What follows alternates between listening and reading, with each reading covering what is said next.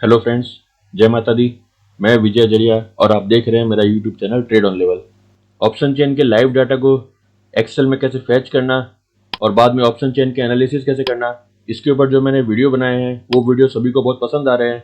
और जैसा कि मैंने आपको कहा था लास्ट वीक के वीडियो में कि अगली वीडियो में मैं एक ऐसा वीडियो बनाऊंगा जिसके अंदर आप सिर्फ निफ्टी, बैंक निफ्टी और फिन निफ्टी का ही नहीं, किसी भी स्टॉक के ऑप्शन चेन डाटा को लाइव डाउनलोड कर सकोगे और उसको एनालिसिस कर सकोगे। तो आइए मैं आपको बताता हूँ कि कैसे इसी सीट के अंदर आप Nifty, Bank Nifty, Fin Nifty के अलावा किसी भी स्टॉक के ऑप्शन चेन डाटा को लाइव डाउनलोड कर सकते हो और लाइव मार्केट में उसको एनालिसिस कर सकते हो। मेरे प्रीवियस वीडियो में मैंने आपको बताया था कि किस तरह हम क्यूमुलेटिव डाटा को एनालिसिस कर सकते हैं और सिर्फ एक एक्सपायरी के डाटा को एनालिसिस कर सकते हैं। तो उसी तरह से मैंने एक नई एक्सेल शीट बनाई है, ओपन इंटरेस्ट एनालिसिस। इसके अंदर मैंने लेफ्ट साइड में सिर्फ एक एक्सपायरी के डाटा को लिया है और राइट साइड के अंदर क्यूमुलेटिव डाटा को लिया है, जिससे हम एक ही पेज में किसी भी स्टॉक के या किसी भी इंडेक्स के एक एक्सपायरी को या फिर क्यूमुलेटिव डाटा को एनालिसिस कर सके। और इन डाटा को कैलकुलेट करने के लिए जो फॉर्मूले लगाए जाते हैं वो सब मैंने आपको अपनी प्रीवियस वीडियो में बता दिया है। तो जिन व्यूवर्स ने मेरे प्रीवियस वीक का वीडियो नहीं देखा है वो उस वीडियो को पूरा देख ले। उसके अंदर मैंने पूरे डिटेल में बताया है कि किस तरह आप ऑप्शन चेन के डाटा को लाइव डाउनलोड कर सकते हो और किस तरह से एक एक्सपायरी को एनालिसिस कर सकते हो और क्यूमुलेटिव डाटा को भी एनालिसिस कर सकते हो। तो जो व्यूवर्स पहली बार मेरे वीडियो को देख रहे हैं वो मेरे प्रीवियस वीडियो को देख लें और इस तरह से सब कंप्लीट तैयार कर ले और उसके बाद में इस वीडियो को देखें। और आप देख सकते हैं कि ये डाटा अभी फिन निफ्टी का है और इस वीडियो के अंदर हम देखेंगे कि इस एडवांस एक्सेल को हम और कैसे एडवांस बना सकते हैं और सिर्फ इंडेक्स के ही नहीं, हम किसी भी स्टॉक के ऑप्शन चेन डाटा को लाइव डाउनलोड कर सकते हैं एक्सेल में। तो आइए देख लेते हैं उनके लिए हमें कौन कौन से चेंजेस करने पड़ेंगे। सबसे पहले हम यहाँ फर्स्ट लाइन में जाएंगे और यहाँ पे एक रो इंसर्ट कर देंगे और इसके अलावा कुछ सेटिंग करेंगे जिसकी मदद से हमें हमारे सेटिंग करने में आसानी हो।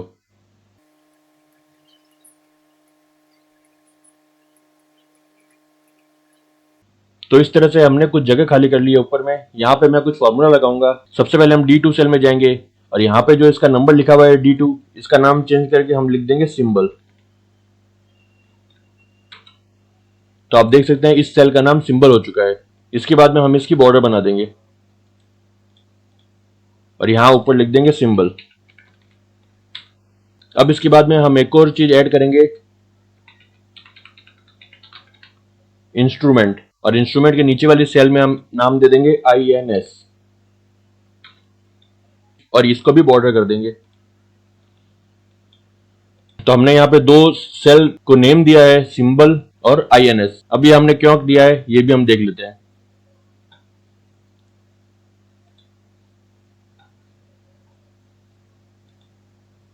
आप NSE के ऑप्शन चेन को खोलिए और इंस्पेक्ट में जाइए, पुराना सब क्लियर करिए, उसके बाद फिन निफ्टी सेलेक्ट करिए। अब आप देख सकते हैं यहाँ पे जो URL आया है www.nsindia.com/API/option-chain-indices symbol = फिन निफ्टी। और अगर यहाँ पे हम किसी स्टॉक को चेंज करते हैं, जैसे मैंने ACC का ले लिया, तो आप देखेंगे यहाँ पे एक न्यू URL आया है। तो इन दोनों के URL में थोड़ा डिफरेंस है। आप देख सकते हैं www.nsindia.com/API/option-chain-indices symbol = फिन निफ्टी और ACC में लिखा हुआ है www.nsindia.com/API/option-chain-equities symbol ACC। तो दोनों के अंदर बाकी सब URL सेम है, सिर्फ एक चीज का डिफरेंस है। यहाँ पे इसमें इंडाइसेस लिखा हुआ है और ये सिंबल का नाम है, और ACC के अंदर इंडाइसेस की जगह इक्विटीज लिखा हुआ है और सिंबल का नाम है। तो ये दो चीज अगर हम चेंज करेंगे तो हम इंडेक्स के साथ साथ स्टॉक्स के ओपन इंटरेस्ट को भी डाउनलोड कर सकेंगे। अब ये जो सिंपल और INS हमने बनाया है ये आप समझ ही गए होंगे कि हमने क्यों बनाया है। इंस्ट्रूमेंट के अंदर हम इंडाइसेस और इक्विटीज को चेंज करेंगे और सिंबल के अंदर हम सिंबल को लेंगे। अब इसको डायनेमिक बनाने के लिए हमें पावर क्वेरी की मदद लेनी पड़ेगी। तो आप पावर क्वेरी में जाइए और फ्रॉम अदर सोर्सेज में क्लिक करिए और ब्लैंक क्वेरी खोलिए। अब इस ब्लैंक क्वेरी के अंदर एडवांस एडिटर में जाइए और ये पुराना लिखा हुआ है इसको डिलीट कर दीजिए और इसकी जगह आपको ये formula as it is copy करना है। ये फॉर्मूला का आप स्क्रीनशॉट ले लीजिए या फिर इसको देख के सेम टू सेम ये लिख लीजिए और इसको आप Ctrl+C करके कॉपी करिए और सीधा यहाँ पे इसको Ctrl+V करके पेस्ट कर दीजिए। अब जैसे ही आप इसको डन करोगे तो आप देख सकते हैं कि ये एक फॉर्मूला बन चुका है। अब इसका नाम हम देंगे सिंबल। इसको हम इन्वोक करेंगे तो अभी इसके अंदर नल आ रहा है क्योंकि सिंबल के अंदर कोई भी वैल्यू नहीं है। तो हम इसको डिलीट करेंगे और इसको सेव कर देंगे। अब हम सिंबल में कोई भी वैल्यू लिखते हैं, जैसे हमने लिख दिया ACC। तो उसके बाद आप जैसे ही सिंबल में जाओगे, इसको एडिट में क्लिक करिए और सिंबल में जाके इसको आप इन्वोक करेंगे तो आप देख सकते हैं ये नाम आ गया है ACC। तो ये सिंबल फैच करने का हमारा फॉर्मूला तैयार हो चुका है। इस तरह से आप सिंबल बनाने के बाद एक बार इसको चेक कर लीजिए, अगर आपकी वैल्यू यहाँ पे आ रही है तो आपका फॉर्मूला सही है। तो अब आप इस इन्वोक फंक्शन को डिलीट कर दीजिए और हमारा सिंबल वाला फॉर्मूला तैयार है। इसके बाद हम इंस्ट्रूमेंट में जाएंगे और यहाँ एक फॉर्मूला लगाएंगे, इज इक्वल टू इफ और सिंबल इज इक्वल टू, अगर सिंबल यहाँ पे कोई इंडेक्स होगा तो यहाँ पे इंडाइसेस लिखा हुआ आना चाहिए, वरना इक्विटीज लिखा हुआ आना चाहिए। क्योंकि आप देख सकते हैं इन दोनों यूआरएल के अंदर सिर्फ यही फर्क है, जब हम इंडेक्स के डाटा के यूआरएल में इंडाइसेस लिखा हुआ है और स्टॉक्स के डाटा के यूआरएल में इक्विटीज लिखा हुआ है। तो हम इसी फॉर्मूले को यहाँ पे लगाएंगे कि अगर सिंबल निफ्टी है या फिर सिंबल बैंक निफ्टी है या फिर सिंबल फिन निफ्टी है, अगर इन तीनों में से कोई भी सिंबल होगा तो यहां पे इंडाइसेस होगा, वरना इक्विटीज होगा। स्पेलिंग बिल्कुल सेम रखिएगा और जिस तरह से आप साइट में देख सकते हैं इक्विटीज स्मॉल में लिखा हुआ है और इंडाइसेस भी स्मॉल में लिखा हुआ है, तो इसी तरह आपको स्मॉल में यहाँ पे लिखना है। और मैंने इन दोनों यूआरएल को मेरे नोटपैड में लिख लिया है और यहां से मैं चेक कर सकता हूं कि इंडाइसेस की स्पेलिंग और इक्विटीज की स्पेलिंग एकदम सेम है। तो ये सेम होना जरूरी है। अब इसके बाद में आप इसको क्लोज करके इसको ओके कर दीजिए। तो आप देख सकते हैं यहाँ पे ACC है और ये इक्विटी आ गया है। अब अगर हम यहाँ पे निफ्टी लिखते हैं तो ये इंडाइसेस हो जाएगा और अगर वापस हम किसी स्टॉक का नाम लिखते हैं तो ये इक्विटीज हो जाएगा। तो इंस्ट्रूमेंट में जो हमने फॉर्मूला लगाया है ये सही काम कर रहा है। अब हम इसके बाद में यहाँ पे सिंबल में जाएंगे और इसको एडिट करेंगे। अगर ये आपका बंद हो गया है तो आप पावर क्वेरी में जाइए और शो पेन में क्लिक करिए, उसके बाद में सिंबल में जाइए और राइट क्लिक करके इसको एडिट करिए। यहाँ पे आपको सिंबल में जाना है और इसको डुप्लीकेट करना है और इसका नाम दे देना है इंस्ट्रूमेंट।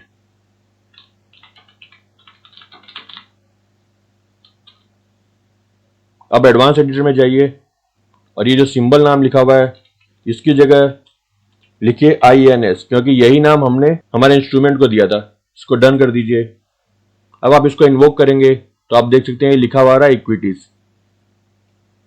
क्योंकि अभी यहाँ पे इस सेल के अंदर इक्विटीज लिखा हुआ है। तो ये फॉर्मूला भी हमारा बन चुका है। तो हमने सिंबल और इंस्ट्रूमेंट दोनों फॉर्मूला को बना लिया है। अब इस इन्वोक फंक्शन को डिलीट कर दीजिए। जब आप सिंबल और इंस्ट्रूमेंट के फॉर्मूले को बनाते हैं उसके बाद एक बार आप इन्वोक करके चेक कर लीजिए कि वहां पे वैल्यू आ रही है या नहीं आ रही है। अगर वैल्यू नहीं आ रही है तो इसका मतलब आपके फॉर्मूला में या फिर आपने लिखने में कोई मिस्टेक करी है। जिस तरह से आपने नाम दिया है उस सेल का वो सेम नाम होना चाहिए उसके अंदर। अगर उसमें कुछ मिस्टेक होगी तो यहाँ पे भी एरर आएगा और अगर मिस्टेक नहीं होगी तो यहाँ पे कोई भी एरर नहीं आएगा और आपको जो सेल की वैल्यू है वो यहाँ पे दिखाई देगी। तो हमारी सेल की वैल्यू आ गई है, इसका मतलब हमारा फॉर्मूला सही है। अब हम इसको डिलीट कर रहे हैं और इस चेंजेस को सेव कर रहे हैं। तो यहाँ पे डिस्कार्ड में क्लिक मत करिए, कीप में क्लिक करिए। तो हमारा सिंबल का फॉर्मूला और इंस्ट्रूमेंट का फॉर्मूला दोनों रेडी हो चुका है। तो अब हमारा थर्ड स्टेप रहेगा, आप NSE के साइट में जाइए, होम में क्लिक करिए और यहाँ पे आप देख सकते हैं स्टॉक वॉच लिखा हुआ है, इसमें क्लिक करिए। अब निफ्टी 50 में क्लिक करोगे इस एरो में तो आप देख सकते हैं यहाँ बहुत सारे इंडाइसेस है। यहाँ पे आप सिक्योरिटीज इन F&O में क्लिक करिए और उसके बाद में डाउनलोड में क्लिक करिए। इसको आप ओपन करिए। आप देख सकते हैं इस एक्सेल के अंदर सबसे पहली जो कॉलम है वो सिंबल की है और इसके अंदर जितने भी F&O में ट्रेड होने वाले स्टॉक्स हैं उन सब का नाम इस एक्सेल में आ चुका है। तो आप सिंपली इन स्टॉक्स के नाम को सेलेक्ट करिए, Ctrl+C करिए और हमने जो सीट बनाई है उस सीट के अंदर आप कहीं आगे जाके इसको पेस्ट कर दीजिए। जैसे हमने AD के अंदर इसको Ctrl+V करके पेस्ट कर दिया और इसकी साइज भी हम छोटी कर देंगे। तो ये हमारे पास सभी स्टॉक्स की लिस्ट आ गई है। अब इसके अंदर हम 3 नाम और ऐड कर देंगे, निफ्टी, बैंक निफ्टी और फिर निफ्टी। तो ये हमारी लिस्ट तैयार हो गई है। अब हम इसमें एक काम और करेंगे, इसको पूरा सेलेक्ट करेंगे और इससे A to Z में सॉर्ट कर देंगे। तो अब ये डाटा पूरी तरह अल्फाबेटिकल ऑर्डर में सेट हो चुके हैं। अब हम इसके बाद में अपने सेल में जाएंगे जहाँ पे हमने सिंबल का फॉर्मूला लगाया था, उसके बाद में उसको क्लिक करेंगे, फिर डाटा में जाएंगे और यहाँ पे डाटा वैलिडेशन में क्लिक करेंगे और एनी वैल्यू की जगह लिस्ट कर देंगे और सोर्स के अंदर हम उसी लिस्ट को ले लेंगे जिस लिस्ट को हमने कॉपी पेस्ट किया था। इस पूरी लिस्ट को आप सेलेक्ट कर लीजिए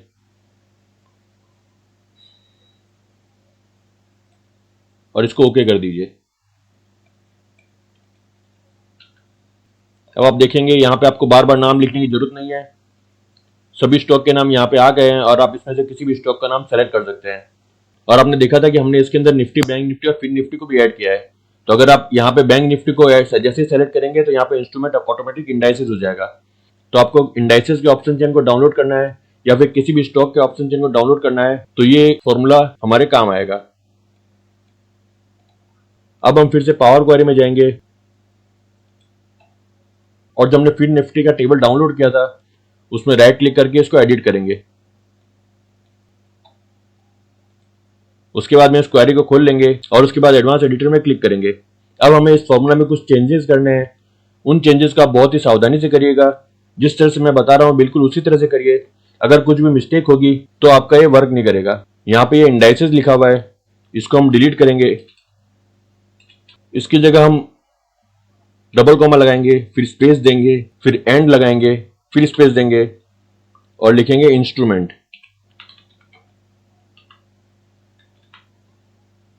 फिर ओपन ब्रैकेट क्लोज ब्रैकेट देंगे, स्पेस देंगे, फिर एंड लगाएंगे, फिर स्पेस देंगे और कॉमा देंगे।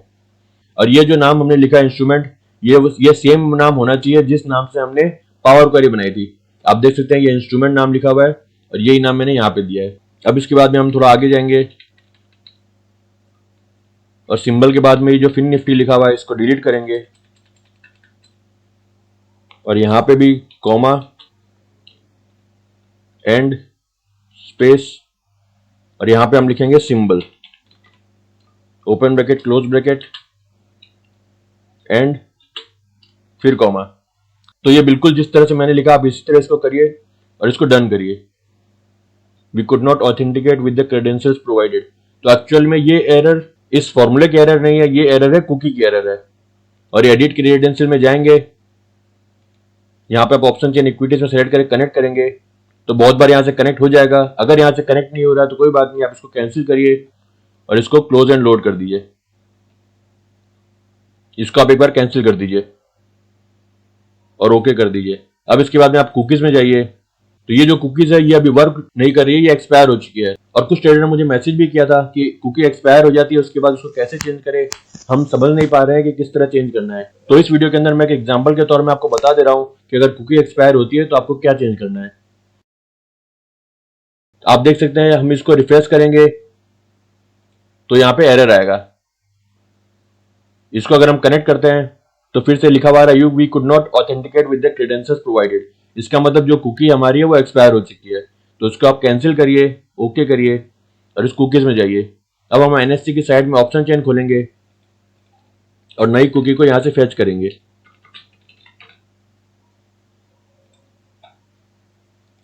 राइट क्लिक करिए, इंस्पेक्ट में क्लिक करिए, ये पुराना सब डिलीट करिए नेटवर्क में जाके। अब हम यहाँ पे स्टॉक लेंगे, हम लेते हैं एसीसी। अब जैसे आप इस यूआरएल में क्लिक करोगे तो देख सकते हैं यहाँ पे इसकी पूरी डिटेल आ गई है। यहाँ पे आप कुकी में जाइए और इस कुकी को पूरा सेलेक्ट करिए, कंट्रोल सी से कॉपी कर लीजिए और उसके बाद अपनी सीट में जाके आप इसको यहाँ पे पेस्ट कर दीजिए और इसको फिर से एक बार इसको सेलेक्ट कर लीजिए। अब आप फिन निफ्टी में जाएंगे और इसको रिफ्रेश करेंगे। ये देखिए डाटा फैच हो चुका है। तो अभी आप देख सकते हैं इस एक्सपायरी के अंदर कोई भी डाटा नहीं आया, लेकिन कंबाइंड एक्सपायरी के अंदर डाटा है। उसका रीजन है स्ट्राइक प्राइस, हमने सही स्ट्राइक प्राइस चूज नहीं की है। आप एसीसी के ऑप्शन चेन को देखोगे तो आप देख सकते हैं इसके अंदर 1380, 1400, 1420, 1440, 1460 1880, 1860 सब कुछ 20 के मल्टीपल में है। 1850, 1850, 1750, 1650 इस तरह के स्ट्राइक प्राइस एसीसी में नहीं है। तो इस चीज को अब हम सॉल्व करेंगे। और इसके अंदर एक प्रॉब्लम और है, जिस तरह से आप देख सकते हैं एसीसी के अंदर हर 20 पॉइंट के डिफरेंस में स्ट्राइक प्राइस है। अगर हम कोई छोटा स्टॉक लेंगे, जैसे हम लेते हैं बीईएल, तो इसके अंदर हर 2.50 पॉइंट के डिफरेंस पे स्ट्राइक प्राइस है। तो छोटे स्टॉक में स्ट्राइक प्राइस में डिफरेंस कम होता है, और बड़े स्टॉक्स में जिसका प्राइस ज्यादा है उसमें स्ट्राइक प्राइस में डिफरेंस ज्यादा होता है। हर एक स्टॉक के स्ट्राइक प्राइस में डिफरेंस अलग अलग होता है। तो हम एक्सेल के अंदर एक और फॉर्मूला लगाएंगे, जिसकी मदद से Excel automatic in strike price के डिफरेंस को कैच कर लेगा और उसी हिसाब से प्राइस को सेट कर देगा। तो आइए हम अपने एक्सेल शीट में जाते हैं, और यहाँ पे आपको पावर क्वेरी में जाना है, सो पेन में जाना है, फिर निफ्टी में राइट क्लिक करके इसको एडिट करना है। यहाँ पे हम इस एरो को क्लिक करेंगे, और ये जो हमारी फिन निफ्टी की जो क्वेरी है इसको हम डुप्लीकेट करेंगे, और यहाँ पे इसका नाम रख देंगे स्टॉक्स। अब इसमें हम एक और चेंज करेंगे, ये एक्सपायरी डेट के साइड में एरो इसको सेलेक्ट करेंगे, और यहाँ पे सेलेक्ट ऑल में अनटिक करके सिर्फ ये 29 अप्रैल वाली एक्सपायरी को सेलेक्ट करेंगे और इसको ओके करेंगे। तो आप देख सकते हैं ये सिर्फ 29 अप्रैल की एक्सपायरी का डाटा है, और इसको हम क्लोज एंड लोड कर देंगे। तो ये जो डाटा है ये एक नई शीट में आ जाएगा, और इसको हम रीनेम कर देंगे स्टॉक्स। अब हम फिर से अपनी ओआई एनालिसिस सीट में आएंगे, और आपको ये भी मालूम होगा कि इंडेक्स के अंदर हर वीकली पे एक्सपायरी होती है, लेकिन स्टॉक्स के अंदर सिर्फ मंथली एक्सपायरी होती है। तो अगर हमको स्टॉक्स के ऑप्शन चेन को डाउनलोड करना है तो हमको एक्सपायरी डेट में ध्यान रखना है, ये एक्सपायरी डेट हमेशा मंथली होनी चाहिए। तो इस एक्सपायरी डेट को हम चेंज करके 29 अप्रैल कर देते हैं। ये हमारी एक्सपायरी डेट हो गई। अब हम मल्टीपल में जाएंगे, यहाँ पे हम इंडेक्स मैच का फॉर्मूला लगाएंगे, इजिकल टू इंडेक्स। जो हमने स्टॉक्स का डाटा डाउनलोड किया है उस पेज में जाइए, और इस स्ट्राइक प्राइस में सेलेक्ट करिए, और यहाँ पे लिख दीजिए 10। उसके बाद ब्रैकेट क्लोज करके माइनस इंडेक्स, फिर स्ट्राइक प्राइस सेलेक्ट करिए, और यहाँ पे लिख दीजिए 9। तो अब हम जैसे ही इसको एंटर करेंगे तो आप देख सकते हैं दो स्ट्राइक प्राइस के बीच में डिफरेंस होता है 20, वो इस फॉर्मूले से आ चुका है। आप इस चीज को एक बार रीचेक कर लीजिए। आप स्टॉक्स में जाइए और देखिए दो स्ट्राइक प्राइस के बीच में कितना डिफरेंस है। आप देख सकते हैं 1160, 1180, 1200, 1220, 1240, 1260, 1280, 1300, सबके अंदर 20 पॉइंट का डिफरेंस है। तो हमें हमारा मल्टीपल मिल चुका है। अब हमारे at the money strike price में आएंगे। जैसा कि आपको मालूम है कि ये ब्लू है, ये हमारा at the money strike price है। तो यहाँ पे हम इस फॉर्मूले के अंदर ये 50 हटा के इसकी जगह हमारी सेल को सिलेक्ट कर देंगे। तो आप देख सकते हैं इसकी मदद से 1860 की स्ट्राइक प्राइस आ चुकी है। और जो नीचे वाले सेल है इसके अंदर भी हम 100 की जगह इसको सेलेक्ट करेंगे और इसको F4 से लॉक कर देंगे, और फिर इंटर मारेंगे। और उसके बाद आप जैसे ही इसको नीचे लेके जाएंगे तो सभी में 20 प्लस हो जाएगा, और ऊपर में -100 की जगह इस सेल को सिलेक्ट करेंगे और F4 करके लॉक कर देंगे, और फिर इसको ऊपर की तरफ ड्रैग करेंगे तो सभी में फॉर्मूला लग जाएगा। तो सभी स्ट्राइक प्राइस के अंदर जो डिफरेंस है, जो मल्टीपल है, वो ऑटोमेटिक हो जाएगा। और इसी तरह से हम इस एक्सपायरी के बाद में जो क्यूमुलेटिव डाटा है हमारा, उसमें भी ये चीज अप्लाई करेंगे। पहले एम राउंड के अंदर ये सेल सेलेक्ट करेंगे, और बाद में नेक्स्ट रो के अंदर 100 की जगह हम इस सेल को सिलेक्ट करेंगे, इसको लॉक करेंगे और इसको ड्रैग कर देंगे। और ऊपर में भी इसी तरह सेल को सिलेक्ट करेंगे, इसको F4 से लॉक करेंगे और इसको ऊपरी साइड में ड्रैग कर देंगे। तो ये हमारा मल्टीपल आ चुका है। अब हम इसको एक बार रीचेक करते हैं कि क्या ये हर एक स्टॉक में काम कर रहा है। तो हम एसीसी के या दूसरे स्टॉक को सिलेक्ट करेंगे। जैसे हमने बीईएल में देखा था, बीईएल के अंदर सिर्फ 2.5 का डिफरेंस था दो स्ट्राइक प्राइस के अंदर। तो हम बीईएल को सिलेक्ट करेंगे और डाटा में जाके रिफ्रेश ऑल करेंगे। ये देखिए डाटा में रिफ्रेश करते ही ये बीईएल का डाटा आ चुका है। मल्टीपल 2.5 ऑटोमेटिक चेंज हो चुका है, और जितनी भी स्ट्राइक प्राइस है वो भी ऑटोमेटिक चेंज हो चुकी है। और ये सब फॉर्मूला ने ऑटोमेटिक कैलकुलेशन कर लिया है।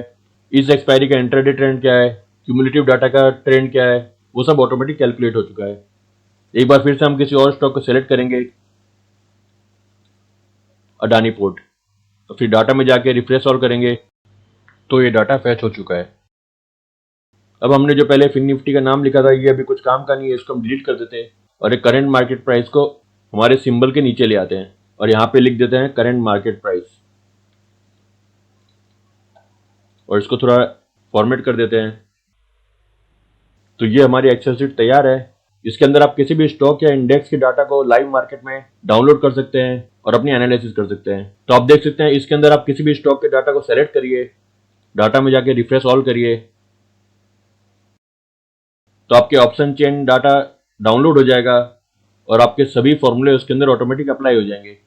तो ये हमारी शीट तैयार हो चुकी है जिसके अंदर हम किसी भी स्टॉक को सेलेक्ट करके उसका ऑप्शन चेन डाटा को लाइव डाउनलोड कर सकते हैं और एनालिसिस कर सकते हैं। अब हम देखते हैं कि क्या इस शीट में स्टॉक्स के साथ साथ इंडेक्स का डाटा भी आएगा।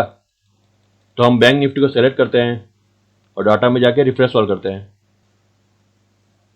आप देख सकते हैं बैंक निफ्टी के डाटा भी इसमें आ चुका है। हमारी एडवांस एक्सेल और भी एडवांस हो चुकी है और इसके अंदर हम सिर्फ इंडेक्स का नहीं, स्टॉक्स के ऑप्शन चेन डाटा को भी डाउनलोड करके उसको एनालिसिस कर सकते हैं। और अगर आप अपने हिसाब से इसमें कुछ फॉर्मूला या फिर कुछ स्ट्रेटेजी लगाना चाहते हैं तो वो भी आप इसमें लगा सकते हैं। तो एक बार फिर से हम बैंक निफ्टी की जगह BEL के डाटा को फेच करते हैं। आपको इंट्राडे का ट्रेंड देखना है, पोजिशनल ट्रेंड देखना है, कौन सी स्ट्राइक प्राइस में सबसे ज्यादा ओपन इंटरेस्ट है, चाहे वो कॉल का ओपन इंटरेस्ट हो या पुट का ओपन इंटरेस्ट हो, सबसे ज्यादा OI चेंज कहाँ पे हो रहे हैं, ये सब आपको इस एक पेज में मालूम पड़ जाएगा। और स्टॉक का PCR क्या है और इंट्राडे ट्रेंड क्या है, पोजिशनल ट्रेंड क्या है, और सिर्फ इस एक्सपायरी का ही नहीं, जो क्यूमुलेटिव डाटा है, कंबाइंड डाटा है, उसमें क्या ट्रेंड है, वो भी आप इसी पेज में देख सकते हैं। कंप्लीट सेटअप बन चुका है जिसके अंदर आप अपनी पूरी एनालिसिस कर सकते हैं। और ये एक्सेल शीट जरूर बनाइए, इसकी मदद से आप किसी भी स्टॉक का, किसी भी इंडेक्स के ऑप्शन चेन डाटा को एनालिसिस कर सकते हैं। और अगर आप फ्यूचर एंड ऑप्शन ट्रेडर है तो जरूर इस एक्सेल शीट को बनाइए। इस एक्सेल की शीट की मदद से आप लाइव मार्केट के अंदर स्टॉक का ट्रेंड पहचान पाएंगे, इंडेक्स का ट्रेंड पहचान पाएंगे, स्टॉक का रेजिस्टेंस कहाँ है, उसका सपोर्ट कहाँ है, ये सब हम ओपन इंटरेस्ट की मदद से देख सकते हैं। तो ये सब एनालिसिस के लिए आपको कहीं भी जाने की जरूरत नहीं है, आप सिर्फ ये एक्सेल शीट को बना लीजिए। मैंने 3 वीडियो के अंदर इसको डिवाइड किया है, आप तीनों वीडियो देख के पूरी तरह से इस एक्सेल को तैयार कर लीजिए। फिर इस एक्सेल की मदद से आप किसी भी स्टॉक या इंडेक्स के ऑप्शन एंड डाटा को डाउनलोड कर सकते हैं और एनालिसिस कर सकते हैं। और जिस तरह से मैंने ये 3 वीडियो बनाई है और इसके अंदर पूरी डिटेल में मैंने आपको अच्छी तरह से समझा दिया है कि किस तरह से आप ऑप्शन चेन की एनालिसिस को डाउनलोड कर सकते हो और उसको एनालिसिस कर सकते हो, उसी तरह से मेरी नेक्स्ट वीडियो भी बहुत ही यूजफुल रहेगी। और उस वीडियो में मैं आपको बताऊंगा कि आप किस तरह स्टॉक्स के एंड ऑफ डाटा को यूज करके अपना खुद का स्क्रीनर बना सकते हैं, अपना खुद का स्कैनर बना सकते हैं, जिसकी मदद से आप नेक्स्ट डे के बुलिश स्टॉक्स और बियरिश स्टॉक्स को सेलेक्ट कर सकते हैं। और इससे आपको स्टॉक सिलेक्शन में बहुत ही आसानी होगी और आपके ट्रेडिंग में भी आसानी होगी। अगर आपको मेरा वीडियो अच्छा लगा हो तो इस वीडियो को लाइक कीजिएगा और दूसरे ट्रेडर को शेयर कीजिएगा जिससे उनकी ट्रेडिंग में हेल्प हो सके। और मेरे चैनल को सब्सक्राइब कीजिए और बेल नोटिफिकेशन पर क्लिक करिए जिससे मेरे हर आने वाली वीडियो का नोटिफिकेशन आपको मिलता रहे। तो आशा करता हूँ जिस तरह आपने मेरे इन तीनों वीडियो को लाइक किया है उसी तरह आप मेरे आने वाले वीडियो को भी लाइक करेंगे और मुझे मोटिवेट करेंगे कि मैं और भी नए नए यूजफुल वीडियो बनाता रहूँ। Thank you for watching this video. Stay home, stay safe.